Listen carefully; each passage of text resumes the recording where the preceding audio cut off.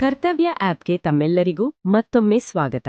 ನಾವೀಗ ಕರ್ತವ್ಯ ಆಪ್ನಲ್ಲಿರುವ ಪ್ರಮುಖ ಸೌಲಭ್ಯಗಳ ಬಳಕೆಯ ಕುರಿತು ನೋಡೋಣ. ಶಿಫ್ಟ್ ಸಮಯ ಬದಲಾಯಿಸುವಿಕೆ, ಒಒಡಿ ಹಾಜರಾತಿ ದಾಖಲಿಸುವಿಕೆ, ರಜೆಗೆ ಅರ್ಜಿ ಸಲ್ಲಿಸುವಿಕೆ, ಹಾಜರಾತಿ ವರದಿಗಳು, ಎಫ್ಎಕ್ಯೂ.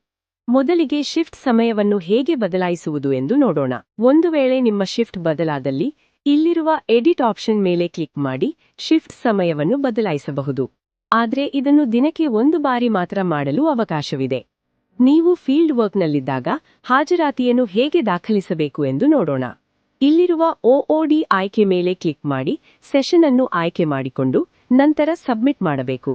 ಒಒಡಿ ವಿವರಗಳನ್ನು ಯಶಸ್ವಿಯಾಗಿ ಸಲ್ಲಿಸಲಾಗಿದೆ ಎಂಬ ಮೆಸೇಜ್ ಗೋಚರಿಸುತ್ತದೆ. ಈಗ ನೀವು ಚೆಕ್ ಇನ್ ಮತ್ತು ಚೆಕ್ಔಟ್ ಮಾಡುವ ಮೂಲಕ ನಿಮ್ಮ ಹಾಜರಾತಿಯನ್ನು ಗುರುತಿಸಬಹುದು.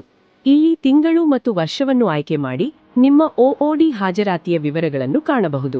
ಈಗ ರಜೆ ಅರ್ಜಿ ಹೇಗೆ ಸಲ್ಲಿಸುವುದು ಎಂದು ನೋಡೋಣ. ಮೊದಲು ರಜೆ ಬಟನ್ ಮೇಲೆ ಕ್ಲಿಕ್ ಮಾಡಬೇಕು. ನಂತರ ರಜೆ ಅರ್ಜಿ ಸಲ್ಲಿಸಿ ಬಟನ್ ಕ್ಲಿಕ್ ಮಾಡಿ ರಜೆಯ ವಿಧಗಳನ್ನು ಆಯ್ಕೆ ಮಾಡಬೇಕು.